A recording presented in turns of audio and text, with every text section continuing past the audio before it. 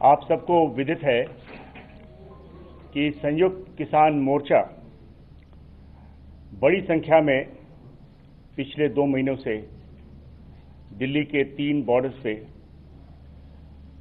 कई किसानों के साथ वहां पे बैठी है। 2 जनवरी को दिल्ली पुलिस को ज्ञात हुआ कि किसान रिपब्लिक रैली एक ट्रैक्टर की मार्च करने जा रही है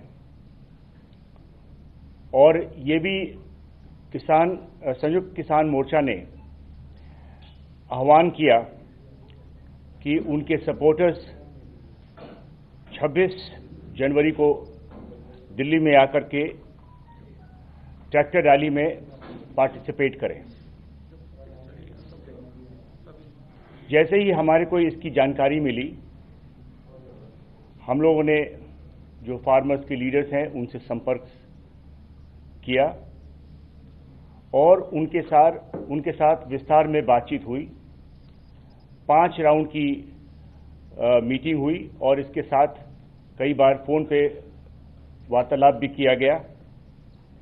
सबसे पहले तो उनसे कहा गया था कि ये 26 मार्च को देश जब रिपब्लिक डे परेड और सेलिब्रेशंस मना रही है तो उस समय ये ना करके उसके बाद में ट्रैक्टर मार्च करें, लेकिन उन्होंने इस बात से इनकार कर दिया। उसके बाद जब वो इंसिस्ट कर रहे थे तो हमने उनको सजेस्ट किया कि केएमपी कुंडली मानेसर पलवल जो पेरिफेरल है उस पे वो ट्रैक्टर मार्च निकालें। दिल्ली पुलिस ने उनको ये भी आश्वासन दिया कि उनकी सिक्योरिटी, ट्रैफिक मैनेजमेंट और मीडिया कवरेज में भी उनको सहयोग प्रदान करेगी। लेकिन इन सब के बावजूद भी उन्होंने दिल्ली में ही ट्रैक्टर मार्च निकालने की ठान ली। 5 राउंड की जो बैठक हुई, मीटिंग्स हुई, उसमें हमने अंत में उनको 3 रूट्स उनके साथ तय किया जो म्यूचुअली अग्रीड अपॉन रही। पहला, जो सिंगू में जो फार्मर्स बैठे हैं उनके लिए आप तस्वीर में देख रहे होंगे, सिंगू से चलकर के मुकरबा चौक से पहले जो संजय गांधी ट्रांसपोर्ट नगर की तरफ राइट टर्न रास्ता जाता है, उससे बवाना और गंझावला होते हुए वापस औचिंडी बॉर्डर से बाहर निकल करके केएमपी से होते हुए वापस कुंडली और सिंगू ये तय हुआ। और ये कुल जो डिस्टेंस है ये 63 किलोमीटर का है। साथ में ये भी तय हुआ कि जो टीकरी में बैठे हुए हैं वे टीकरी से नांगलोई टी पॉइंट आए और नांगलोई टी पॉइंट से नजफगढ़ के रास्ता होते हुए ढांसा बॉर्डर से होते हुए वे फिर केएमपी पे जाकर के वापस टीकरी बॉर्डर पे आ जाए। ये कुल डिस्टेंस 74 किलोमीटर है। इसके बाद जो तीसरा रूट जो गाजीपुर में जो किसान बैठे हैं उनके लिए यह तय हुआ था कि वो गाजीपुर से अंदर आकर के रोड नंबर 56 से होते हुए अप्सरा बॉर्डर से बाहर चले जाएं और केएमपी पे जाकर के और वापस गाजीपुर पहुंच सकते हैं। ये कुल 46 किलोमीटर है।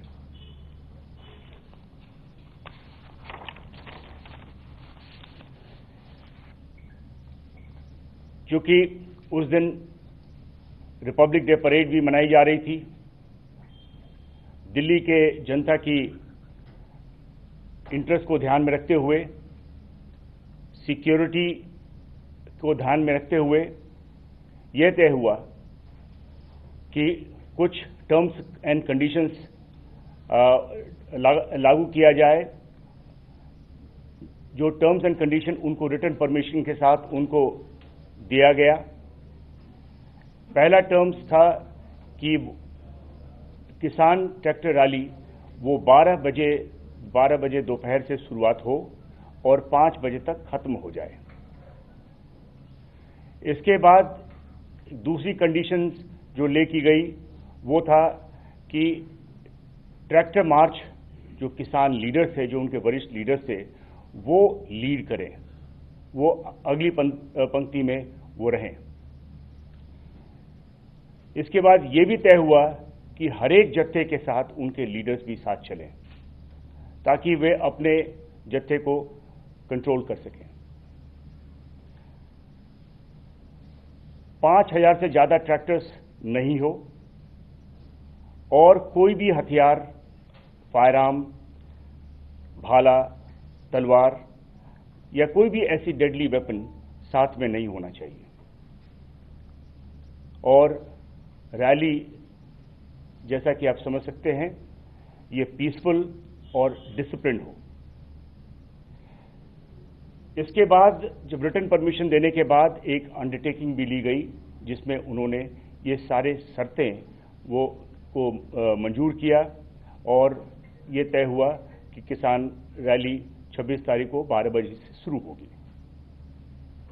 लेकिन 1:25 की शाम को ये समझ में आई कि वे अपने वादे से मुकर रहे हैं।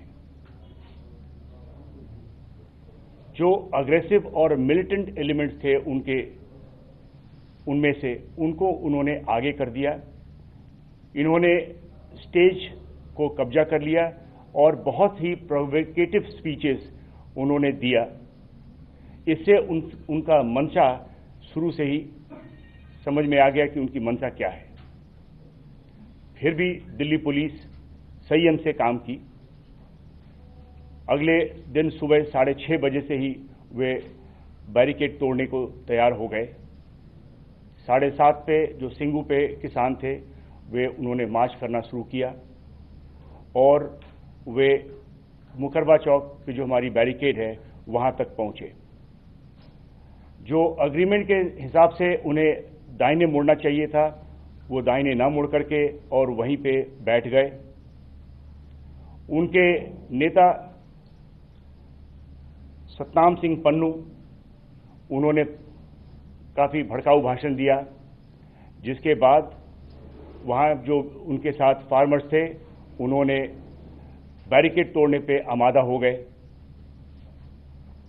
उनके एक और किसान नेता जो दर्शनपाल सिंह, वो भी वहां पे बैठ गए और दाहिने मुड़ने से मना कर दिया।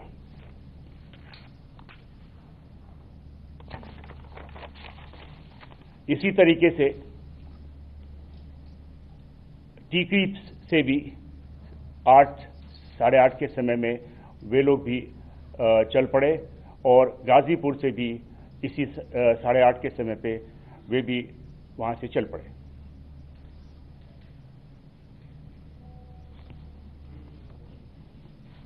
पुलिस के जो लॉफुल डायरेक्शन था कि वे अपने जो तय हुए समय है 12 बजे उस समय चलें, क्योंकि जो ऑफिशियल प्रोग्राम था रिपब्लिक डे का वो करीब 12 बजे के समय समाप्त होना था। तो उनको कहा गया कि आप 12 बजे के जो तय हुआ समय है उसी के अनुसार से चलें, लेकिन वो उसको न माने और बैरिकेड तोड़ करके आगे निकल पड़े। जैसा कि मैंने कहा कि मुकरबा चौक के पास बैरिकेड पे पहुंचे और आगे जाने से मना किया और वहीं पे एक भाषणबाजी हुई सतनाम सिंह पन्नू द्वारा, जिसको आप अभी सुन सकते हैं।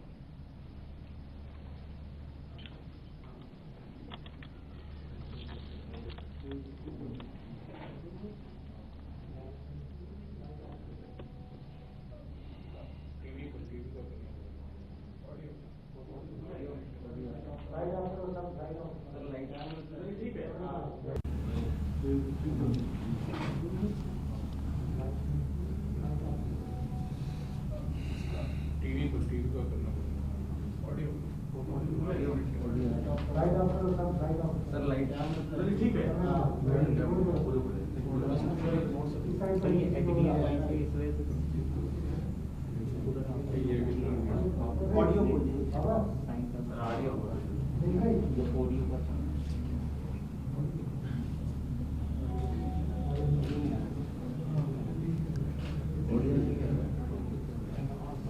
भी कवर किया होगा। आपने देखा होगा कि जैसे ही ये स्पीच समाप्त हुआ और उन्होंने आह्वान किया कि जो आगे जो बैरिकेड लगी है उसको तोड़ करके वो आगे जाएं, और वो वहाँ की जो भीड़ है वो आगे निकली और बैरिकेड तोड़ने लगी। वहाँ पे जो हिंसा हुई है, ये अब हमारे दूसरे स्लाइड में आप ऑडियो अगर नहीं देख पा रहे हो तो नहीं सुन पा रहे हो तो वीडियो आप देख सकते हैं।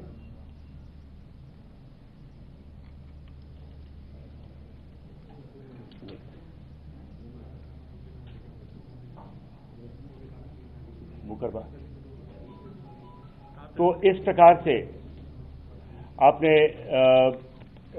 ये जो उनके स्पीचेस के बाद वहाँ पे जो भीड़ है वो आगे की तरफ बढ़ी। ठीक इसी प्रकार से जो टीकरी बॉर्डर पे जो किसान थे वे भी करीब 8 साढ़े 8 के बीच में निकले और उनमें वे आकर के नांगलोई टी पॉइंट पे बैठ गए और वहाँ पे ही प्रोटेस्ट किया। इसमें उनके नेता बूटा सिंह बुर्जविल वे भी और जो हरियाणा से जो फार्मर्स आए थे उनके साथ मिलकर के वहीं पे बैठ गए और आगे जाने से मना कर दिया। और अंत में उन्होंने भी वायलेंस में इंडल्ज किया और बैरिकेड तोड़ी। और ये जो वीडियो फुटेजेस हैं आप लोगों ने काफ़ी कैप्चर किया, जिसमें आपने देखा कि किस प्रकार से एक बहुत बड़ा कंटेनर को उन्होंने पलट करके और आगे का रास्ता निकाला और उसके बाद वो पीरागढ़ी, पंजाबी बाग, झकीरा से होते हुए उनमें से कुछ लाल किला तक पहुंचे।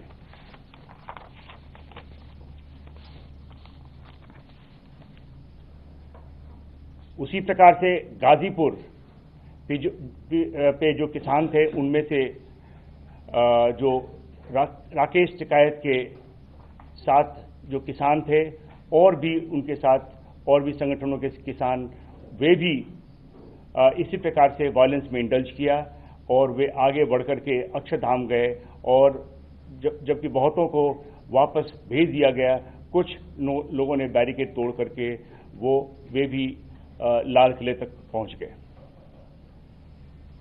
इन सब पुलिस एक्शन में पुलिस ने संयम बरता। पुलिस के पास सभी ऑप्शंस थे, लेकिन पुलिस ने संयम का रास्ता चुना। पुलिस ने संयम का रास्ता इसलिए चुना कि हम जो जान माल की नुकसान नहीं चाहते थे, जो लॉस ऑफ लाइफ होना था उससे हम वो रास्ता न चुन करके हमने संयम का रास्ता लिया। और ये हमारी और उनके बीच में अग्रीमेंट थी। हम जिम्मेवार रहे हैं और हम अपनी बड़े जिम्मेवारी के साथ जो अग्रीमेंट के हिसाब से हम पीसफुल रैली करवाना चाहते थे। ये जो वायलेंस हुई है वो टर्म्स एंड कंडीशंस को फॉलो नहीं करने की वजह से सब हुई हैं। इन सब जो वायलेंस हुई है इनमें सभी किसान लीडर्स भी शामिल रहे हैं। कुल मिलाकर के 394 पुलिसकर्मी घायल हुए हैं। इनमें से कुछ अभी भी हॉस्पिटल्स में एडमिट हैं और जैसा हमें जानकारी है इसमें कुछ आईसीयू में भी हैं। इसमें प्रॉपर्टी डैमेज हुआ है पुलिस की 428 barricade, 8 tyre killers, 2 DFMD, 4 X ray machine, 4 steel gate, window glasses, grills वगैरह, 30 पुलिस की गाड़ियां जिसमें 2 PCR वैन भी हैं और 1 पुलिस जिप्सी भी है, 6 कंटेनर्स जिसको इस्तेमाल किया गया था रास्ता रोकने के लिए, और डंपर्स, ये सब सारे डैमेज हुए हैं। पुलिस ने इस दौरान, जैसा कि मैंने कहा, बहुत ही रेस्ट्रेंट का इस्तेमाल किया है, संयम बरता है। इसमें हम लोगों ने टीयर गैस का इस्तेमाल किया क्राउड को कंट्रोल करने के लिए। इस दौरान कई पुलिसकर्मी, जैसा कि मैंने बताया, जख्मी भी हुए। सभी जो रास्तों से जो किसान लाल किले तक पहुंचे, वे रेड फोर्ट के जो रैम्पर्ट्स है वहां पहुंचकर वहां पे कई किसान संगठनों के झंडा फहराए और कुछ रिलीजियस झंडे भी फैलाए, जिसको पुलिस ने कब्जे में ली है और अभी हमारा ये केस प्रॉपर्टी है। मैं बताना चाहता हूं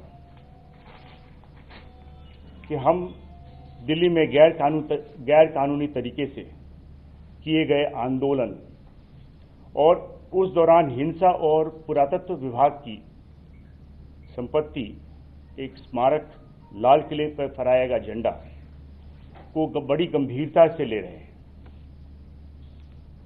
हिंसा करने वालों की वीडियो फुटेजेस हमारे पास है और उसकी विश्लेषण हो रही है।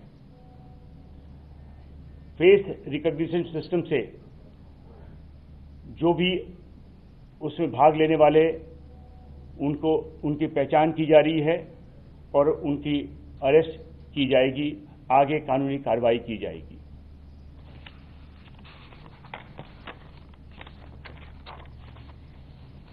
अब तक दिल्ली पुलिस 25 से ज्यादा क्रिमिनल केस रजिस्टर किया है और जैसा कि मैंने बताया है कि सीसीटीवी और वीडियो फुटेज से हम फेशियल रिकॉग्निशन सिस्टम से पहचान की जा रही है।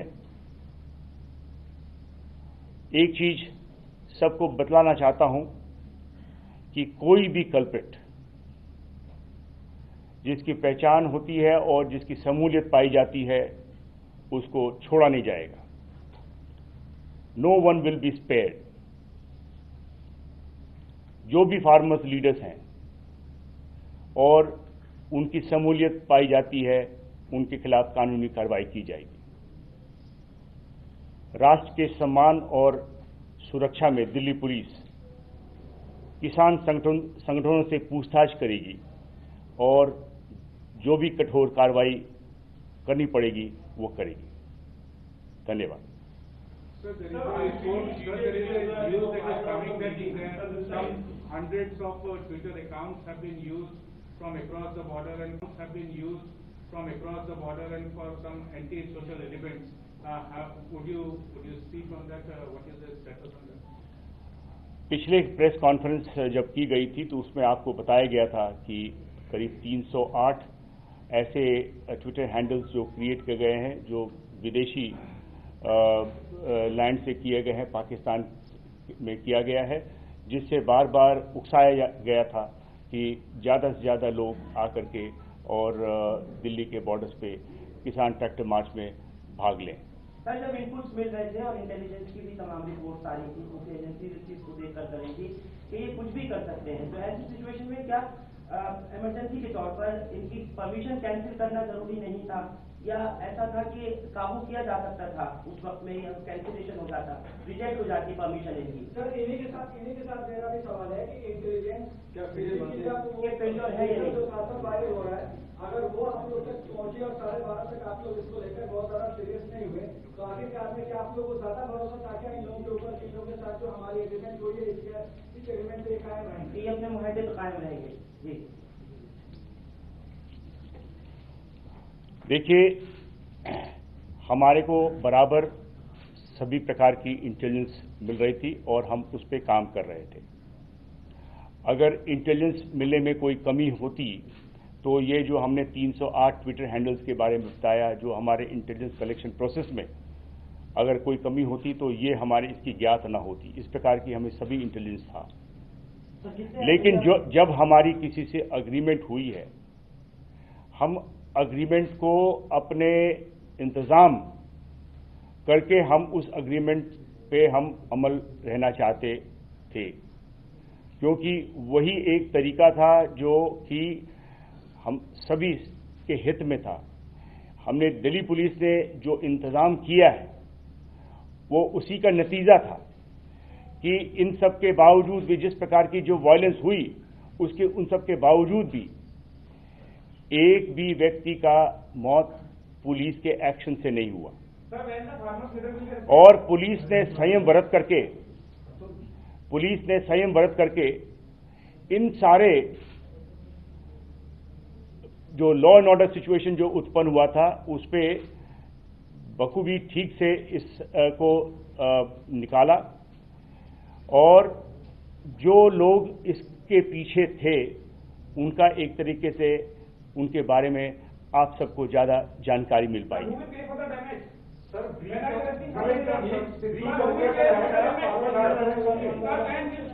ब्रीच ऑफ ट्रस्ट हुआ है, क्या फार्मर्स लीडर अरेस्ट होंगे? पुलिस के साथ उन्होंने आपको विश्वास दिलाया था, लेकिन उसके बावजूद ब्रीच ऑफ ट्रस्ट रहा, तो क्या फार्मर जो लीडर थे वो सीधा रिस्पॉन्सिबल है? क्या उनके खिलाफ एक्शन लेगी जरूरत? कितने फार्मर लीडर्स के ऊपर एफआईआर हुई? हमने आप अपने बयान में हमने बिल्कुल साफ कहा है कि जिन फार्मर्स लीडर्स और जिस किसी का भी इन केसेस में शमूलियत पाया गया, उनके खिलाफ कठोर कार्रवाई की जाएगी।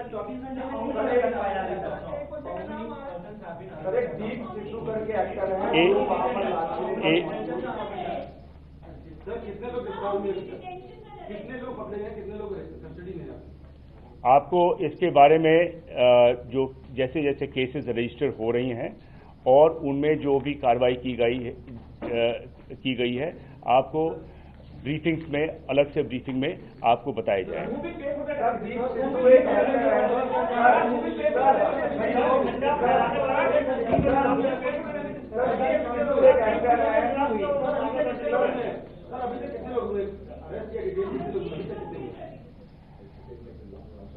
देखिए, ये हमारा जो अग्रीमेंट हुआ है इसमें किसानों के साथ हुआ है। किसान लीडर्स जिन्होंने हमारी अग्रीमेंट को न मान करके विश्वासघात किया है, और जो भी कानूनी कार्रवाई बनता है उनके खिलाफ किया जाएगा।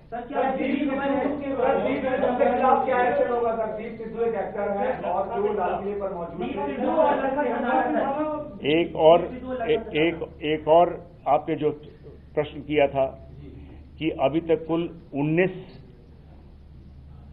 अक्यूज का अरेस्ट हुआ है और 50 इसमें अभी डिटेन किए गए हैं और पूछताछ की जा रही है।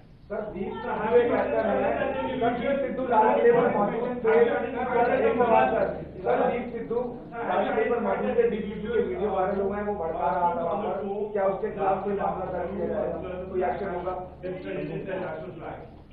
I'm talking about an individual who stood on the dome of Lal Killa and who was the flag. देखिए, मैंने जब ये आपको बताया है कि हर एक कोई व्यक्ति जिन्होंने इस जघन्य अपराध में हिस्सा लिया है उसके खिलाफ कानूनी कार्रवाई की जाएगी, और अभी केसेस रजिस्टर हुए हैं। केस के इन्वेस्टिगेशन में कई नाम आएंगे और जिनका भी नाम आएगा उनके खिलाफ जो कठोर कदम हमने ठान ली है वो ली।